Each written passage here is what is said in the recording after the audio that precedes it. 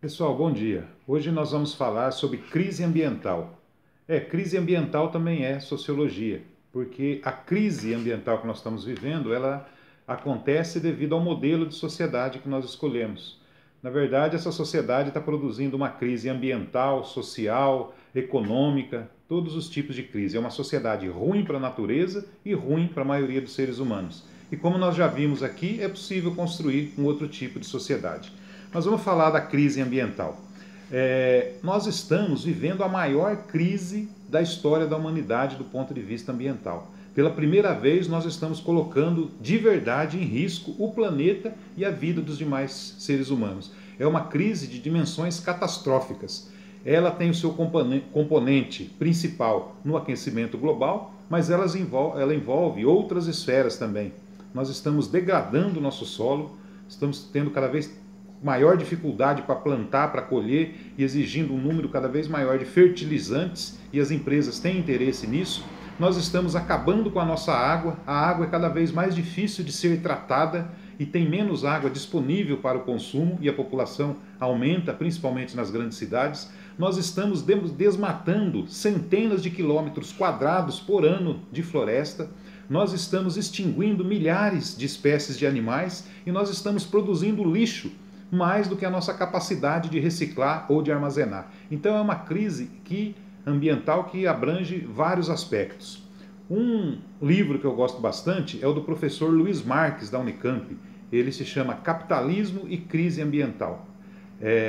Esse livro, ele faz um inventário de todos esses aspectos que nós citamos aqui, a situação do solo, da água, dos rios, das florestas, do aquecimento global, e ele realmente coloca alguns paradigmas importantes para nós analisarmos. Nós estamos, um exemplo clássico é o do sapo na panela.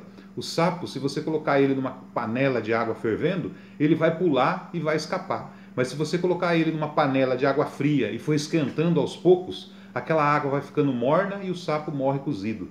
É um pouco o que está acontecendo conosco hoje. Os efeitos dessa crise ambiental estão se expandindo cada vez mais e nós não estamos nos dando conta. No que diz respeito ao aquecimento global, vocês sabem que a temperatura da Terra ela já se elevou cerca de 0,89 graus centígrados e isso tem causado efeitos terríveis no clima, maremotos, frio demais, seca demais, estiagem demais, prejudicando a plantação e causando uma série de desastres. Está sendo feito um esforço pela comunidade global para que esse clima não ultrapasse os 2 graus centígrados. Para isso, os países vêm se reunindo desde 92, quando nós tivemos a Rio 92, depois a Rio +20, depois nós tivemos em 2016 o Acordo de Paris, onde pela primeira vez mais de 171 países assinaram um tratado do clima, se comprometendo a fazer todos os esforços para que esse clima não ultrapasse os 2 graus centígrados. Só que com a eleição do Donald Trump, pela primeira vez, os Estados Unidos, que tinha assinado pela primeira vez o tratado, já se retirou através desse novo governo. Então é um tratado que ele é cheio de boas intenções, mas na prática ele ainda não está dando conta de resolver esses problemas ambientais. E se nós ultrapassarmos esses 2 graus, que pode acontecer nas próximas décadas, as consequências podem ser muito piores. Nós vamos acionar alguns mecanismos da própria natureza, como por exemplo o aquecimento do mar, que vai extinguir os plânctons, que existe na vida marinha, que é responsável pelo maior o pulmão da humanidade. Mais do que a floresta amazônica, é o plâncton dos oceanos que faz a filtração do gás carbônico, permitindo com que a temperatura da Terra não se aumente tanto. E se isso for extinto, nós vamos elevar essa temperatura a níveis insuportáveis, causando desastres ambientais em várias partes do mundo. Então, é preciso tomar atitudes sérias, e nós não estamos tomando. Eu fui professor de ética e responsabilidade social empresarial na PUC por 2 anos e sei que o que as empresas estão fazendo, apesar de ter muita boa vontade de alguns setores, não é suficiente. Todo o esforço do Instituto Ethos, os objetivos do milênio, que conjuntamente com vários países, a ONU, etc., colocam uma série de mecanismos para amenizar os efeitos da poluição e outras coisas, mas isso não é suficiente. Nós estamos perdendo esse jogo. A cada ano que passa, a temperatura da Terra está aumentando, as águas estão ficando mais poluídas, as florestas estão diminuindo, os animais estão sendo extintos, o lixo vem aumentado, o consumo tem crescido e nós não, consumo de uma parte, né, da população, porque a maioria continua na miséria absoluta. Então, é uma sociedade extremamente doente do ponto de vista social e ambiental.